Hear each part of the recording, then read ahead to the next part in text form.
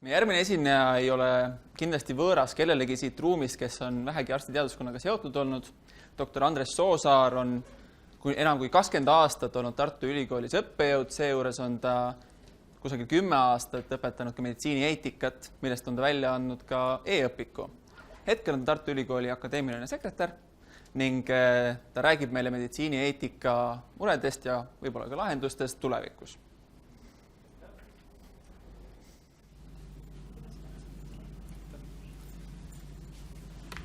Lugupeetud kolleegid, eeskätt muidugi noored kolleegid, aga ka kõik teised.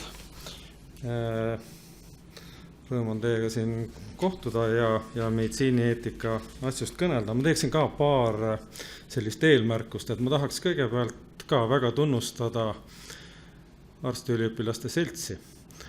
Et akadeemilise ametnikuna ma tahaks tunnustada just selle külje pealt, et ka akadeemilises elus on seltsil väga oluline roll ja arstide harimise konkreetsel suunamisel ja konkreetsel sisustamisel on seltsil väga kaalukas sõna öelda, mida teaduskonna või nüüd siis valdkonna juhtkond ülikoolis üha enam arvestab. Et selles mõttes lisaks tervishoiu korraldamisele riigis on ka meditsiinihariduse ja arstihariduse arendamisel seltsil suured teened olnud juba ja loodetavasti ka ees. Teiseks ma tahaks seltsile väga soovida jätkuvat kuraasi. Et kõik teavad, et ülikoolis on korporatsioonid, üliõpilasorganisatsioonid pikka aega olnud. Arsti üliõpilaste selts on ilmselt võib-olla kõige tegusam tudengite erialaorganisatsioon ülikoolis. Nii et selles mõttes on ka teie roll ülikoolis väga oluline ja eeskuju andev teistele. Nii et jõudu edaspidiseks. Nüüd teine oluline asi on see, et te valisite konverentsiprogrammi selle meditsiinieetika teema. Et see on väga meeldivaks üllatuseks, et minu generatsioon ja ka minust kogenum generatsioon mäletab, et meditsiinieetikat ülikoolis ei õpitud üldse. Et mina mäletan, et oli meditsiiniõiguse aine teisel kursusel, kus tuli üks arvestus teha ja meditsiinieetika oli selline üsna intuitiivne või nii nagu praegu sageli räägitakse, varjatud õppekava põhimõttel, kus siis eetikat õpiti õppejõudude reaalse käitumise järgi. Olud on ka selles vallas tegelikult oluliselt muutunud. Ja lõpuks üks selline personaalsem asi, et mul on tõesti olnud võimalik meditsiinieetika olevikust ja minevikust päris palju kordi rääkida erinevale auditooriumile, kuid meditsiinieetika tuleviku väljavaadetest, see on esimene kord, nii et suur tänu ka selle eest.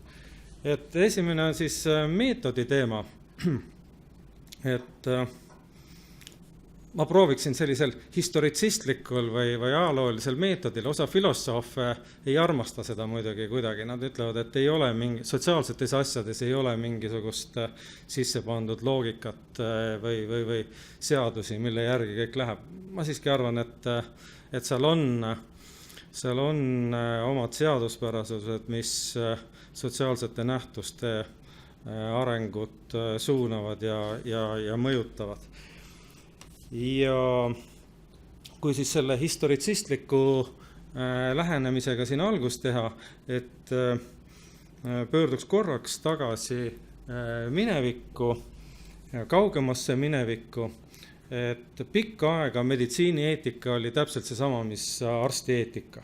Et arstid seda viljelesid seal enda seltskonnas, ise tegid need reeglid, ise neid järgisid, et see oli selline üsna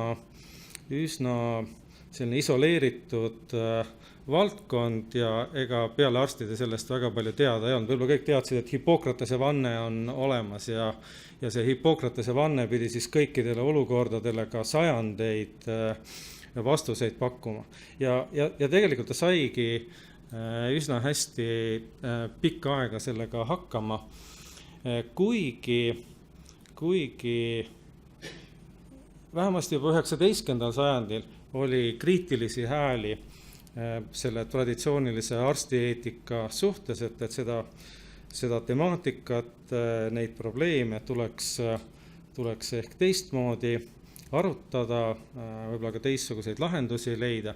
Ja selles mõttes ma teile väga soovitaksin ühte raamatut, mille on kirjutanud Tartu Ülikooli vilistlane Vikenti Veressajev 19. ja 20. sajandi vahetusel. Kui ma õigesti mäletan, ta lõpetas ülikooli 1899 ja raamat ilmus 1901. Ja minu hinnangul on see ilmselt kõige mõjukam, kõige rohkem vastukaja leidnud meditsiinieetika teos, mis Tartu Ülikooliga niimoodi tihedamat seost omab. Ja ma väga soovitaksin noorele põlvkonnale seda lugeda. Teda ei ole küll uuemal ajal ilmunud, see sama kaan, mis siit ekraanilt vastu vaatab, on 70. aastatest. Kui seda lugeda, see tundub väga kaasaegse tekstina, et seal on hulk selliseid probleeme, millega tänapäeva meditsiinieetika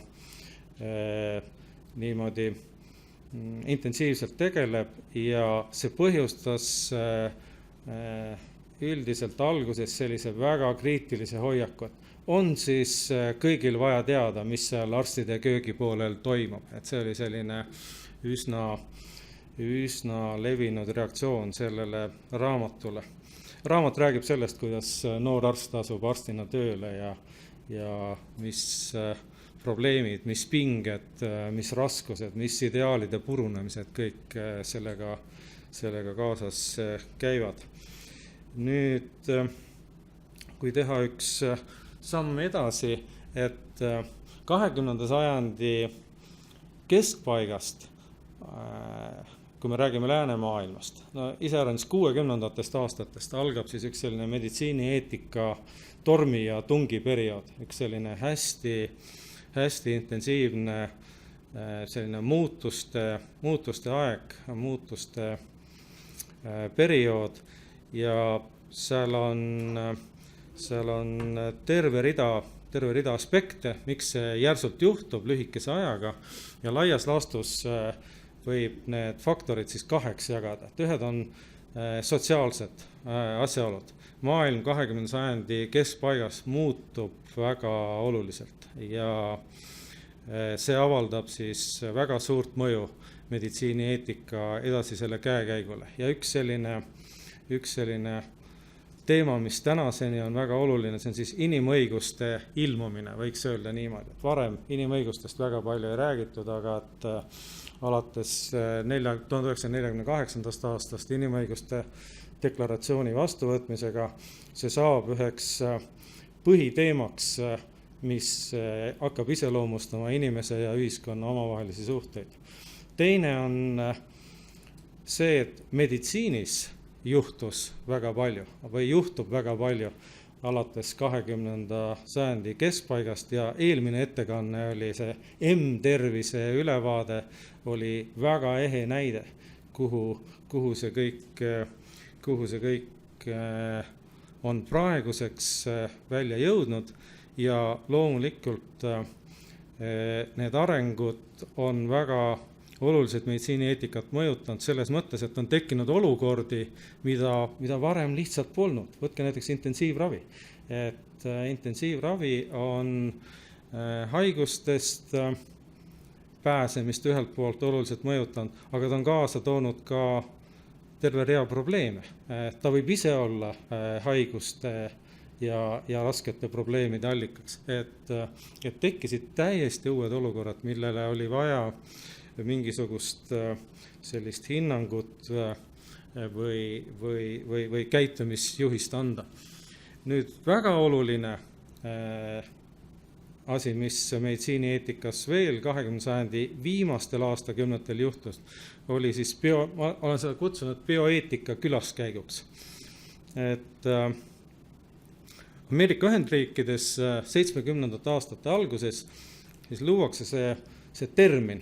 Praegu nad vaidlevad, kes siis esimesena selle seal välja ütles, kandidaate on mitmeid, aga et tekib siis bioeetika, mida varem üldse ei olnud ja väga kiiresti tõrjub see meditsiinieetika areenilt, sellist avalikult areenilt täiesti välja. Et Ameerika Ühendriikides ingliskeelses maailmas kõik räägivad bioethics ja meditsiinieetika kaob tegelikult areenilt.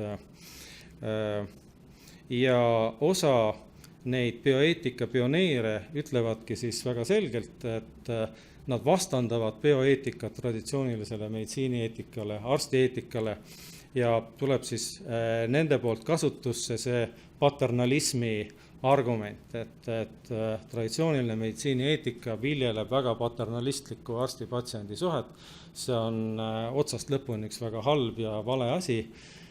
Paternalism muutub lausa sõimusõnaks meditsiinieetikas, et kui kedagi kutsuti paternalistiks, siis niimoodi viisakaks jäädes karmimat hinnangut palju nagu ei olnudki võimalik anda sellele inimesele.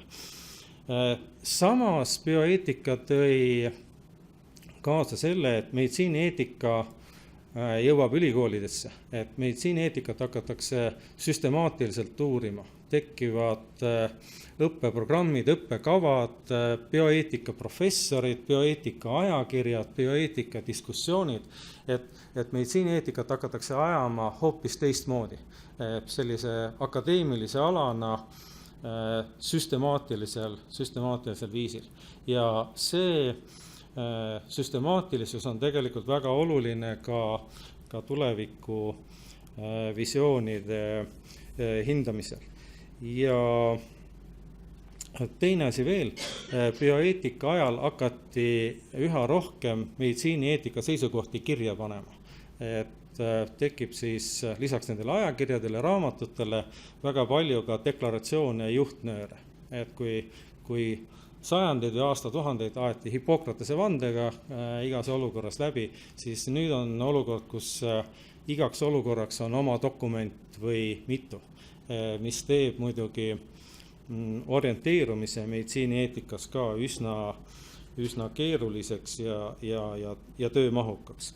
Ja hästi oluline on veel see, et mitmed uued formaadid ilmuvad, millest mõned on väga jõuliselt, väga võimsalt ka tänapäeval kasutatud. Üks on see niinimetatud teenusemall, et kui te panite tähele eelmist ettekannet, siis seal räägiti põhiliselt igasugustest teenustest, mida jagatakse küll silmast silma, küll tehnoloogiliste vahenditega, et keegi ei pane enam kahtluse alla, et meditsiinis tegeldakse teenuste osutamisega. Ma mäletan, minu karjäär algas 2000. aastate alguses ja kui siis küsisin tudengite või kolleegide käest, et kas arsti-patsiendi suhe on teenuse osutamine või teenuse vahendamine ja kas patsient on klient, siis valdav enamus ütlesid, ei, mitte mingil juhul, see on midagi hoopis teist. Aga praegu selle küsimusega välja minna, mõnikord provokatiivselt ma olen isegi pannud küsimuse nõnda, kas arstimine on üks peenemat sorti vorstimüük. Ja kui tookord arvasid enamus, et ei, see ei ole, et see on midagi hoopis paremat, hoopis suuremat, siis praegu üha enam inimesi möönab tõepoolest, et see ongi üks peenemat sorti müük, aga väga peenemat sorti, aga oma loomuselt ikkagi see. Ja loomulikult, mis bioeetikaga koos juhtus, oli siis isikuautonoomia ja informeeritud nõusoleku buum või selline võimendatud esiletõus ja kasutamine. Informeeritud nõusolek oli ainukene aktsepteeritav nõusolek praktiliselt mis tahes situatsiooniks, aga et me praegu näeme, et see ei ole enam päriselt niimoodi. Ja nüüd, kui arsti igapäevase tegevuse poole pöörduda, et siis tegelikult oma tegusid moraalses mõttes niimoodi hinnates või neid planeerides, ta saab kogu aeg esitada endale küsimuse või õigemini sellise moraalse seade, küsides oma tegevuse kohta, et kas ma suudan seda teha, kas ma tohin seda teha ja kas ma tegelikult saan seda teha. Nii et erinevatel aegadel tegelikult need küsimused on olnud erineva tähtsusega.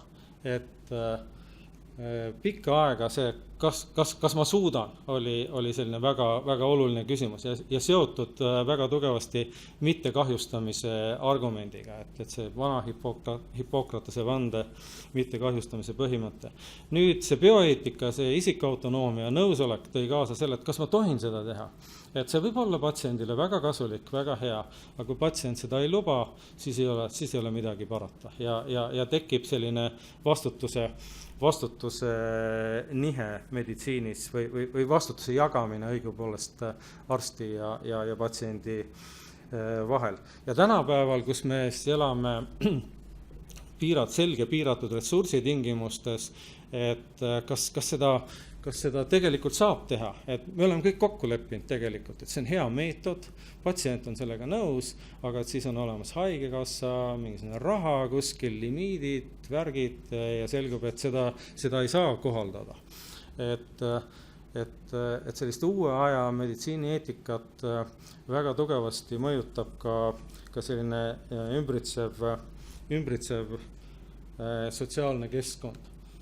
Et üks oluline asi, mida veel peab rõhutama, on see, et ma olen hakanud kutsuma seda naturalismi argumendi hääbumiseks. Naturalismi argument on see seisukoht, et on olemas asjade mingisugune loomulik käik ja need, kes pooldavad naturalismi argumenti, need ütlevad, et seda loomulikku asjade käiku tuleb hoida, tuleb kaitsta, see on eriline, ta on erilise väärtusega ja need, kes arvavad, et sellist mingit kõige loomulikumat, normaalsemat, õigemat käiku ei ole, nemad siis muidugi ei leia ühte sellist kõige õigemat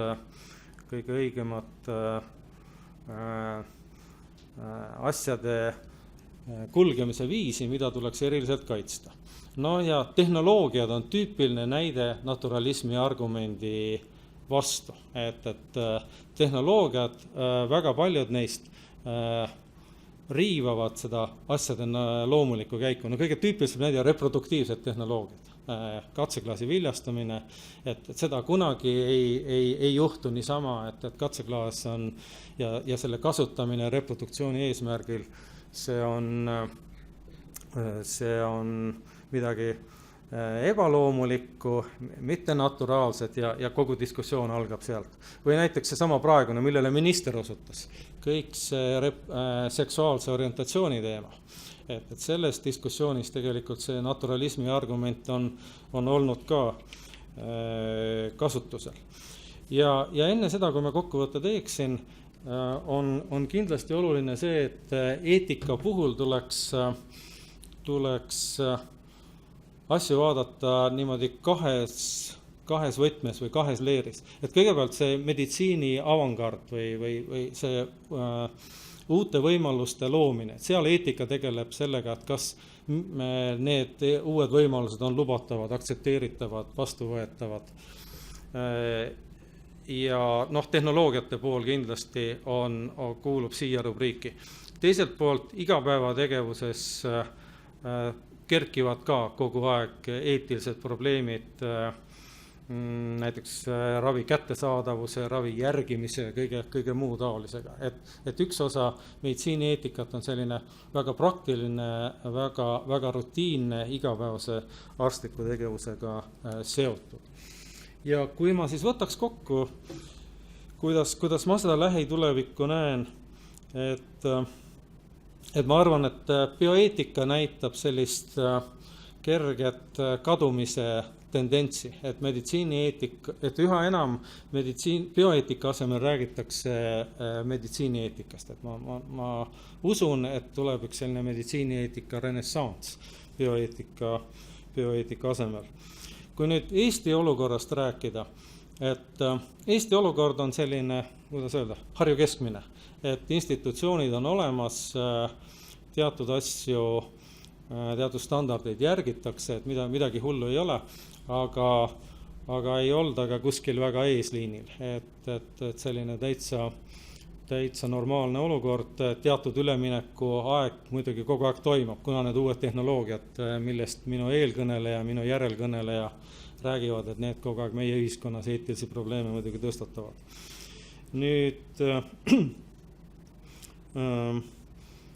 ja üleüldse, et ma ennustaks, et see tormi ja tungi aeg tegelikult on omal moel läbi saamas, et see bioeetika lõi piisavalt sellise hea metodoloogilise aluse eetikaprobleemidega süstemaatiliseks tegelemiseks ja sellist erilist buumi ma nagu lähiajal ei näeks isegi, et need vahendid, mis olemas on, need suudavad nende probleemidega, mis tõstatuvad, üsna hästi hakkama saada. Ja kindlasti, mis juhtub, on see, et selle naturalismi argumendiga seoses, et üha paremini aktsepteeritakse tehnoloogiaid ja selliseid invasiivseid sekkumisi, et sellise naturalismi argumendi hääbumine jätkub. Siis üks asi, mis kindlasti juhtub, on see, et meditsiinieetika ja meditsiiniõigus segunevad veel enam ja üha rohkem luuakse protseduure, selliseid bürokraatlikke protseduure meditsiinieetika otsuste tegemiseks, asjade ajamiseks. On vaja mingisuguseid lube, kooskõlastusi, juhtnööre, et seda kõike saab veel rohkem olema, mis mind isiklikult natuke kurvastab.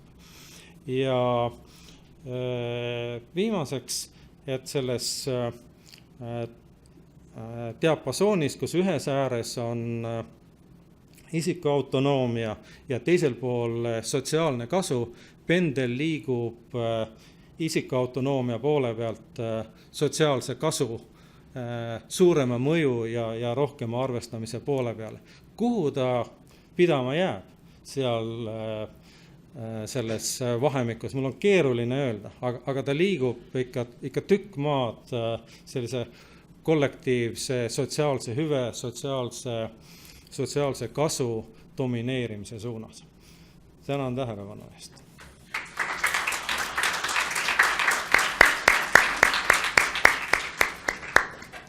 Meil on nüüd üksjagu aega küsimuste esitamiseks, et kõik, kes soovivad rääkida, tõstke käsi, mikrofon tuleb teie juurde ja palun, siia ette siis.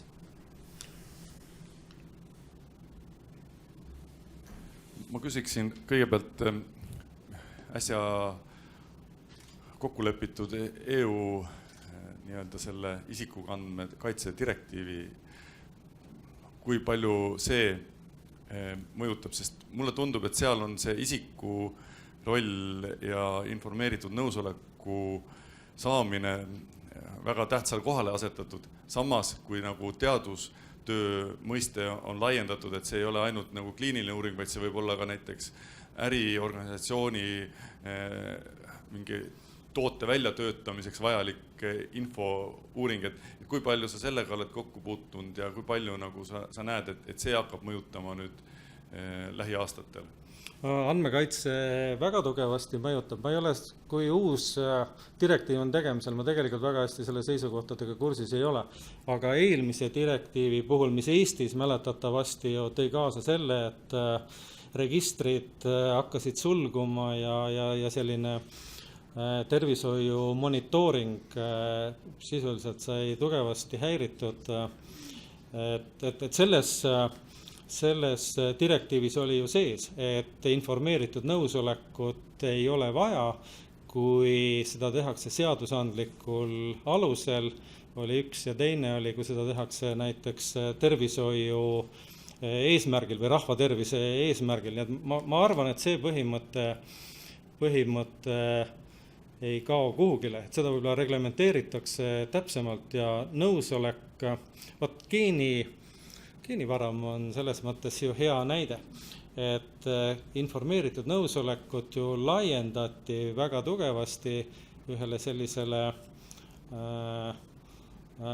mõistele, mille nimi on siis lahtine nõusolek või avatud nõusolek, kus inimene annab nõusoleku, et kasutage mu materjali, aga et kui need uuringud vastavad standarditele, on saanud vastavad load, siis võiks seda teha. Nii et ma kujutan ette, et sellised karmi, kitsas tähenduses informeeritud nõusolekut leevendavaid võtteid püütakse kogu aeg juurde tuua. Just selle sama sotsiaalse kasu argumendiga. Nii, siin ees.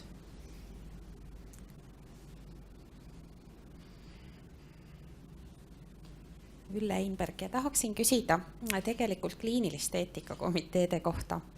Et selle sajandi alguses Euroopa haiglate juurde, isegi väga väikeste haiglate juurde, tekkisid neid kliinilisi eetikakomiteesid nagu seeni. Ja tegelikult Eestis kuidagi ei ole see asi läinud edasi, et alguse sai tuule tiibadesse, siin meil Tallinna Lastehaigla kliiniline eetikakomitee, Tartus töötab kindlasti, aga kui ma vaatan Euroopat, siis ma näen, et ka tegelikult väga väikestes linnades ja väga väikeste haiglate juures on olemas need kliinilised eetikakomiteed. Et mis sa nagu arvad, et mis on selle takistuseks või miks me ei ole suutnud nagu Eestis, kas meil ei ole piisavalt inimressurssi, pädevust või on veel mingisugused takistused, et haiglate juures ei ole kliinilisi eetikakomiteesid, kuigi mina isiklikult arvan, et me tegelikult seda väga vajame. See on tegelikult üks pikem teema, siin on hulk aspekte, aga kui väga lühidalt öeldes, ma arvan, et kliiniliste eetikakomiteed renomee või reputatsioon kogukonnas ei ole piisavalt tugev. Ja siis tekibki see olukord, et inimesed ei taha seal osaleda, praktiseerivad arstid ütlevad, neil ei ole sellest midagi kasu, komiteed ei lahenda nende probleeme ja et siis ongi üks selline vaikelu. Et mulle tundub, et üks selline oluline viis asja parandada on tõesti institutsioonis nagu sees selgusele jõuda, kas meil on seda komiteed vaja, et kas meil tõesti on seda vaja. Et Euroopas sageli tuuakse 2 näidet, kus vist peaaegu igas haiglas on komitee, need on Valgevene ja Norra. Ja nendes komiteedes toimuvat mõlemas riigis kirjeldatakse üsna erinevalt, et Valgevenes nad on seal on alati kas peaarst või peaarsti asetäitja ja seal toimuv on selline üsna formaalne. Norras seevastu on see pigem selline iseseisva staatusega selline kogukond autoriteetidest, kes positsioneerivad ennast mis tahes küsimuses, mis raviasutuses üles tõuseb. Et kui meil õnnestuks Norra tüüpi komiteesid teha, siis ma usun, et asi läheks.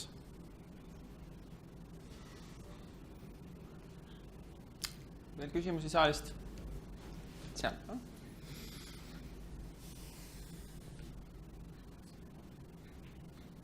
Aitäh, Hanno-Marto olen. Ma kirjeldan ühte protsessi, mis on Eestis toimumas ja siis paluksin võib-olla ka sellist hinnangut.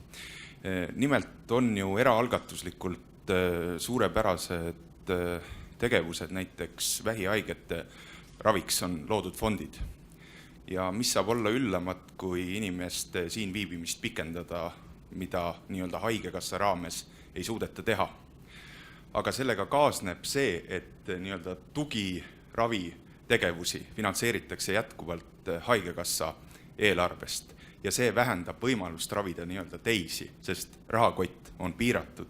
Et kuidas suhtuda sellesse, et eraalgatuslikult küll suudetakse pikendada väga raskete haigete siin viibimist, aga samal ajal peab osutama neile ka raviteenust nii-öelda üldise raviraha eest. Aitäh!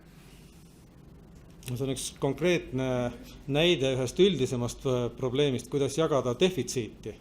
Ja jagamise põhiviisid on ju filosoofidel üsna hästi nagu ritta pandud ja siis tuleb neid kaaluda, et see on kas kõigile võrdselt, kas vastavalt olukorrale või vajadusele, vastavalt panusele, vastavalt teenetele. Et need jagamise viisid põhivormid on hästi paigas ja iga ühiskond peab leidma nagu sellise oma viisi või enda ühiskonnas aktsepteeritava viisi, kuidas siis seda defitsiiti jagada ja ma olen nõus sellega, et see paneb arstid väga keerulisse olukorda. Et vahendid on olemas põhimõtteliselt, aga nad ei ole kättesaadavad. Aga ma mäletan, et programmis on vist üks ettekanne ka ideaalsest tervishoiukorraldusest.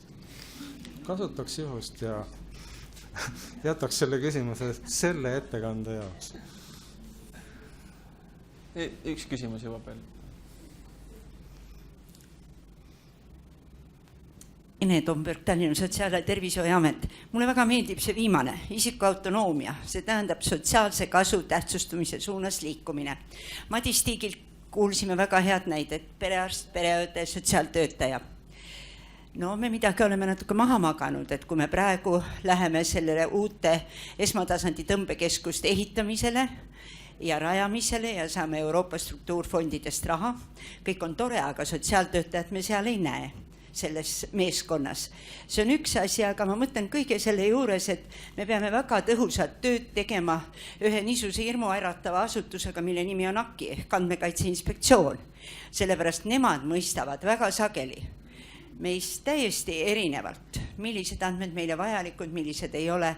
Ja sageli siin räägiti küll eetikakomiteest, minu meelest nendega me saame veel hakkama, aga küllalt sageli mõista Andmekaitse Inspektsiooniga ühiselt just seda meditsiinieetika lähitulevikku.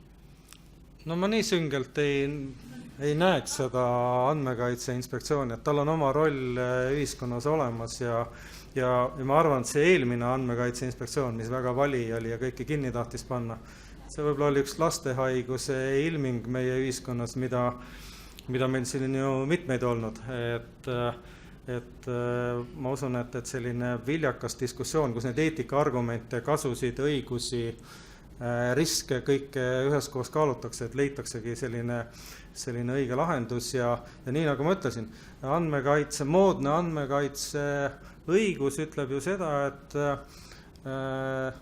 privaatsust informatsioonilist privaatsust võib piirata, kui see on seadusega niimoodi ette nähtud ja seadust on korrektselt järgitud. Selge. Aga suur tänu, doktor Soosaar.